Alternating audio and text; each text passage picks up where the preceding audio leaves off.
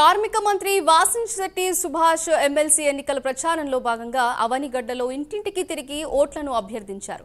కూటమి నేతలు, కార్యకర్తలు రెట్టింపు ఉత్సాహంతో పనిచేసి ఎమ్మెల్సీ అభ్యర్థి ఆలపాటి రాజేందర్ ప్రసాద్ ని అత్యధిక మెజారిటీతో గెలిపించాలని కోరారు. ఈ కార్యక్రమంలో ఏపీఎస్ఆర్టీసీ చైర్మన్ కొనకళ్ల నారాయణరావు, కనపర్తి శ్రీనివాసరావు, మండలి వెంకట్రావు పాల్గొన్నారు. గత ప్రభుత్వం నిరుద్యోగుల పట్ల ఏం చేయకూడదో, నిరుద్యోగాన్ని పెంచి పోషించింది, అలాగే గంజాయి వైపు మళ్ళేలా చేసింది. ఎక్కడ ఒక నోటిఫికేషన్ లేకుండా నిరుద్యోగుల్ని గాలి కుదిలేసిన ప్రభుత్వం వైఎస్ఆర్సీపీ ప్రభుత్వం.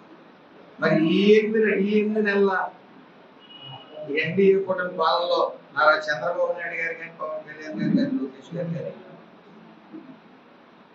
ఈ యొక్క ఏదైతే రాష్ట్ర ఆర్థిక అభివృద్ధి సర్వనాశనం చేసిందో వైసీపీ, దాన్ని రీకన్స్ట్రక్ట్ చేసే ప్రయత్నంలో సుమారు 6,83,000 కోట్ల రూపాయల పెట్టుబడుల్ని ఈ రాష్ట్రానికి తీసుకురావడం జరిగింది.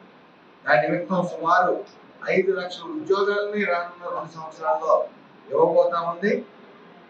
మరి పూర్తిగా నిరుద్యోగం మీద దృష్టి పెట్టి ఏదైతే ఎన్నికల మేనిఫెస్టోలో 20 లక్షల ఉద్యోగాలు ఇస్తామని చెప్పి ప్రామిస్ చేశారో, దానికి పునాదిగా ఈ 8 నెలల్లో సుమారు 5 లక్షల ఉద్యోగాలని భర్తీ చేయడానికి సర్వం సిద్ధమైంది. ఏదేమైనప్పటికీ మాలో మేమే పోటీగా గుంటూరు జిల్లా మీద కృష్ణా జిల్లా ఎక్కువ మెజార్టీ తీసుకురావాలనే కృషితో మేము